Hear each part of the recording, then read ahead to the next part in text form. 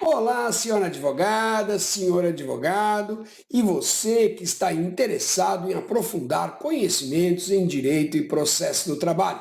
Eu sou o professor Antero Arantes Martins, professor universitário há mais de 25 anos e desembargador do Tribunal Regional do Trabalho da Segunda Região. E você está no CEAJUR, Centro de Estudos e Atualizações Jurídicas, um canal destinado a difundir conhecimento em direito e processo do trabalho.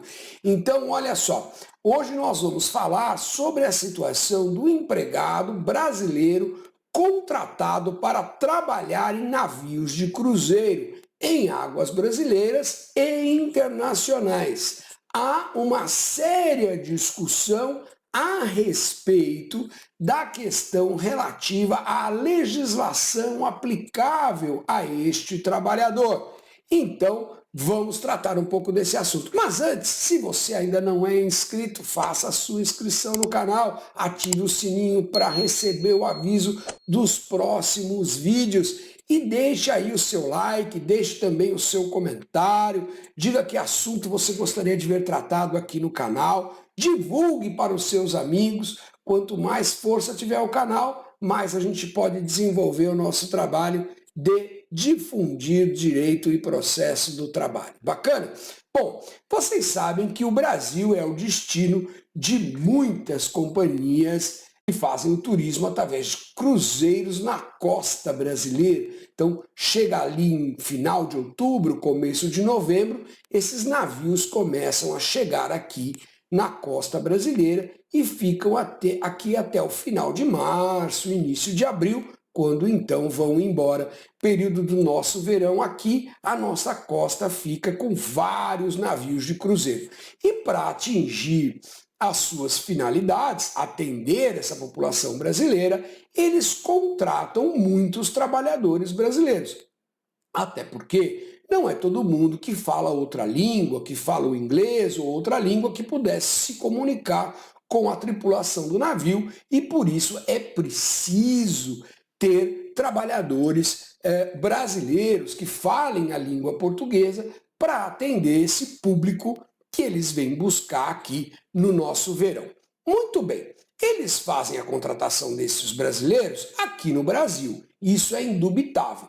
Algumas até formalizam essa contratação no exterior, mas a seleção dos trabalhadores, as tratativas do contrato são feitas no Brasil. Nenhum brasileiro vai para outro país para ser entrevistado, para ver se ele é ou não apto para o cargo. Então, a seleção e a contratação é feita no Brasil, ainda que eventualmente o contrato seja formalizado em outro país. Que a contratação é no Brasil, basicamente ninguém discute. Às vezes as companhias colocam na defesa que ele foi contratado em outro país, mas é só porque o contrato foi firmado em outro país, né? Mas a seleção, as tratativas do contrato foram em solo brasileiro. Então, é brasileiro contratado no Brasil. Até aqui tudo bem. Aí o que acontece? Eu tenho duas situações. Eu tenho aquele brasileiro que é contratado no Brasil só para a temporada brasileira. Ou seja, ele é contratado lá em novembro, outubro, novembro, e ele fica prestando serviço no navio até março, final de março, comecinho de abril, quando o navio vai embora. Quando o navio vai embora, o contrato está rescindido. Esse caso está bem tranquilo na doutrina e na jurisprudência. A legislação trabalhista aplicável é a legislação brasileira. Por quê? Porque é brasileiro contratado no Brasil que prestou serviços no Brasil exclusivamente. Então, não há nenhuma dúvida de que a legislação aplicável é a legislação brasileira. Mas nós temos muitos brasileiros que são contratados no Brasil, que fazem a temporada brasileira, mas quando o navio vai embora, eles vão junto. E aí eles fazem também a prestação de serviços em outras localidades, em águas internacionais e no território marítimo de outros países.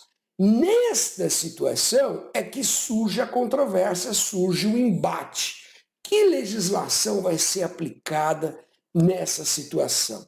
Brasileiro contratado no Brasil, que presta serviços no Brasil, mas também presta serviços em águas internacionais e presta serviços em águas de território de outras nações. Para responder essa pergunta, nós temos a doutrina e a jurisprudência dividida basicamente em 3 teorias, não é? Há quem defenda que para os contratos anteriores a 2021, nós devemos aplicar o Código de Bustamante, que foi ratificado pelo Brasil pelo Decreto 18871 de 1929. Esse Código de Bustamante estabelece que a legislação aplicada é a legislação do país da bandeira do navio, não é? Aquela lei do pavilhão. Então, se a bandeira do navio é italiana, a lei é italiana. Se a bandeira do navio é norueguesa, a lei da Noruega e assim por diante. Essa linha de pensamento é corroborada pela Convenção das Nações Unidas sobre o Direito do Mar, que foi ratificada pelo Brasil no Decreto 99165, de 12 de março de 90. E para os contratos posteriores a 2021? Bom, neste caso, defende-se a aplicação da Convenção 186 da Organização Internacional do Trabalho, da OIT, né, que é a Convenção sobre o Trabalho Marítimo, ratificada pelo Brasil pelo Decreto 10.671 de 21. Esta convenção é de 2006 e poderia ser aplicada, segundo esta teoria, inclusive para os contratos anteriores a 2021, pelo termo de ajustamento de conduta que as companhias marítimas fizeram com o Ministério Público do Trabalho brasileiro.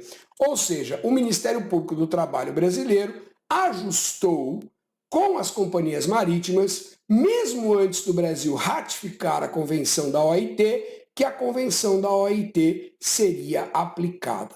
Então, nós temos Código de Bustamante até 2021, OIT 186, a convenção, para depois de 2021. Segunda posição, a convenção 186 da OIT, mesmo antes de 2021, e logicamente depois de 2021, porque as companhias aéreas já haviam firmado um TAC com o Ministério Público do Trabalho. Entretanto, existe uma terceira corrente, que é a corrente adotada pelo Tribunal Superior do Trabalho. Esta corrente, ela define que para quaisquer trabalhos anteriores ou posteriores a 2021, deve ser aplicada a legislação brasileira. Por quê? Porque a Lei 7.064 de 1982 determina a aplicação da legislação brasileira de proteção ao trabalho naquilo que não for incompatível com o disposto na própria lei, sempre que ela for mais favorável do que a legislação territorial do país onde o trabalho foi prestado. É uma lei que não trata de trabalhador marítimo, não trata de pessoas que vão trabalhar em navios de cruzeiro. Ela trata de brasileiros que vão trabalhar no exterior. E ela diz que sempre que a legislação brasileira, no seu conjunto, for mais favorável que a legislação do país onde o trabalho foi prestado, a legislação brasileira deve ser aplicável. E aí,